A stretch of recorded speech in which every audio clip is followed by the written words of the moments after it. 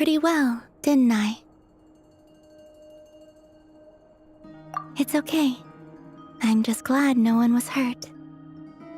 Paimon noticed you doing something too, Dainsleif. Were you helping get them out? Of course. When I asked Nefer to conduct this investigation, I was not naive to the dangers involved. I had a duty to ensure your safety. Good to know your sense of justice is still intact after all these years. I take that to mean that you saw the truth. That comes as a great relief. I certainly did. And thanks to your help, I also managed to trap Rerir inside the chess set. Whoa, really? How'd you manage that? Well, to be honest, I sensed that something was wrong long before we made it to the temple. By using this fragment to probe into Rerir's past, well, the monster formerly known as Rerir, it seems I alerted him. I was tracking him, then he caught on and started tracking me too. Can't say I'm surprised. But how did he track you through your thoughts alone? That shouldn't be possible. Rerir was a secret agent who reported directly to the Vinster King. He is an expert at finding a trail and hunting down his pursuers. No wonder. He infiltrated the chess set, read my thoughts, and built a new virtual chess set inside of it. That's why we weren't able to leave at first. Speaking of your chess set, it's quite a remarkable item. Would I be right in thinking you have some connection to King Deshret? You overestimate me. I only have a connection with one of his underlings, the Ibis King. You all saw how this came to be. A long time ago, the Iab massacred my tribe, the Shimti, in our home village. A few years later, I enrolled in the academia, where some new information came to light.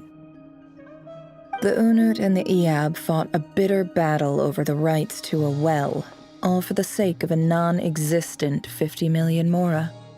The Iab ultimately won that confrontation, but their victory came at the cost of almost every warrior in the tribe.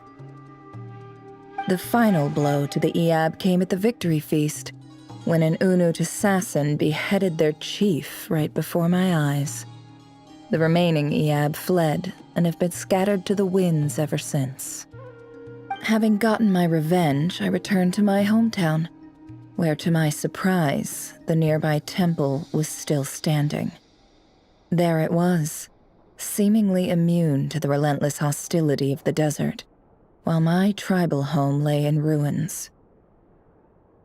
As I stood there gazing at the temple, I noticed a cat just outside. This cat, as it turned out, was home to the spirit of the Ibis King. He led me to a gate deep inside the temple, and there he made a deal with me. This chess set is my gift from the Ibis King. The chessboard within is made to the same specifications as the one in the mausoleum of King Deshret, and represents his power of piercing analysis. With this chessboard in its container, I gained a certain ability to perceive hidden secrets. Now, you could conclude that the Ibis King simply wanted to give the people of this world the power to seek the truth, but I don't believe that's the full story. Every god plays favorites. Their hearts are as fickle as any human's, full of secrets, perversions, egotistical tendencies. But precious few gods are willing to admit this. It is the same with all powerful forces, including fate itself. Their gaze falls preferentially upon a select few. If you're alluding to the Abyss, then yes, I agree. Gather the others. It's time to share everything I've learned.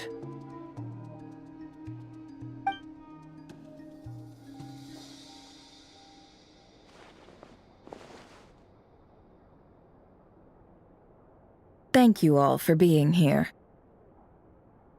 As promised, I did some further investigating into the Rerir of Solnari's background.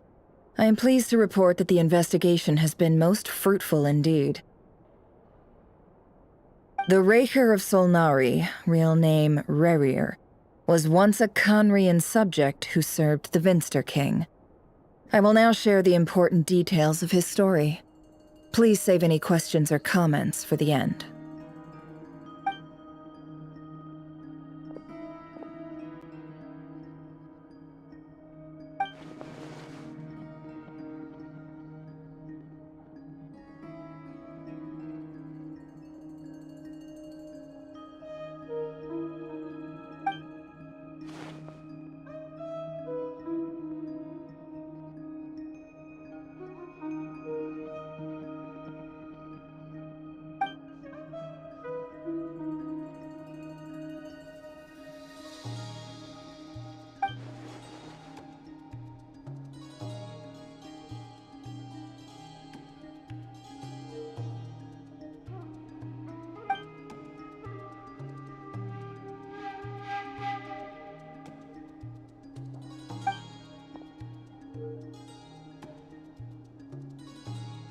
So that's why he's so obsessed with the moon.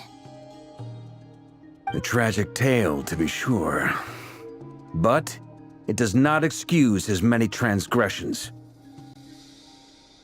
No matter how much Rerir suffered in the past, the fact remains that he is what we know today as the Wild Hunt, wreaking havoc upon innocent lives in Notcry.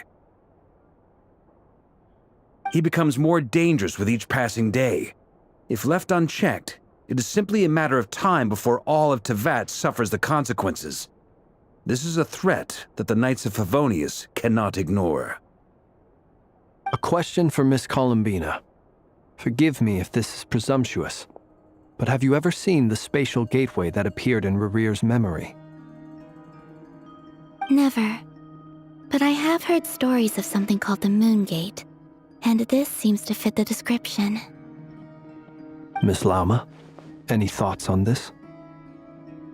In the lore of the Frost Moon Scions, the moon is believed to hold many secrets. Some sources speak of ancient knowledge, others of a gateway to the unknown. The term Moon Gate is one I have heard before, but as is the case with all of our legends, there are no records of any first-hand witnesses. We cannot know whether it truly exists. Then back to Miss Columbina. As a moon goddess yourself, do you have some idea of where the Moon Gate leads to? Not at this stage, sorry. I do hold the power of the Frost Moon, and my strength is recovering well. I can sense that the gate would open at my command, but... But there's more to the power of the Frost Moon than that? Yes. A moon goddess has the right to open the Moon Gate, since it is a path to the moon. But as Nefer mentioned, holding open a spatial gateway takes a huge amount of power. And right now, I need to conserve my energy to fight the Rerir of Solnari. I'm afraid this is one mystery we may have to leave unsolved for now. I agree. Better to save your strength. But if you'll humor me for a moment, I have a bold conjecture of my own regarding the world beyond the gateway. I highly suspect that neither Tholindis nor Rerir made it through unscathed. The evidence pointing to this is the fact that the Rerir of Solnari exists in the form of countless fragments. With the abyssal power he wields, no ordinary foe can touch him, let alone tear him to shreds. And yet, the Wild Hunt proliferates wherever his scattered fragments lie, drawing hordes of monsters to many different locations across the land. So your theory is that Rerir was physically torn to shreds by some powerful force? Hence, why the Wild Hunt is a distributed phenomenon, rather than a unified one? Makes sense to me. Explains why the Wild Hunt is so pervasive, and why he's been trying to piece himself back together. He was whole to begin with, and he wants to be whole again. Without the power of the Abyss on his side, he almost certainly would have perished the moment he was torn apart. But the Abyss, much like a curse, has kept him alive. I could not agree more. The power of the Abyss is most surely a curse. It is a compelling explanation, and one that accords with my present understanding of Abyss creatures. Whether the life form in question is primitive or advanced, if a curse has extended its lifespan unnaturally, it will continue to survive in spite of everything. This raises some interesting questions. I will run some experiments and see if there is any validity to my suspicions. That being said, regardless of whether my research bears fruit, I would like to thank Miss Nefer for conducting such a thorough investigation. Already, it has greatly enriched my understanding of the entity we face. My pleasure, Mr. Albedo. I too hope that the information I have shared today proves useful as we look to formulate the next stage of our plan. Hey! What is it, Dainsleif? You look really upset! It's just... when I think of the man I once knew as Rerir, I struggle to understand why things had to turn out like this. The two of you used to be friends, didn't you? I don't know if these words will bring any comfort, but my heart goes out to you. Mine too. We can never know all the hows and whys of the way things are.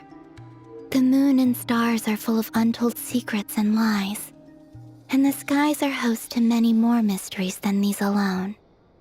Yet, none of that can begin to compare with the complexity of human life.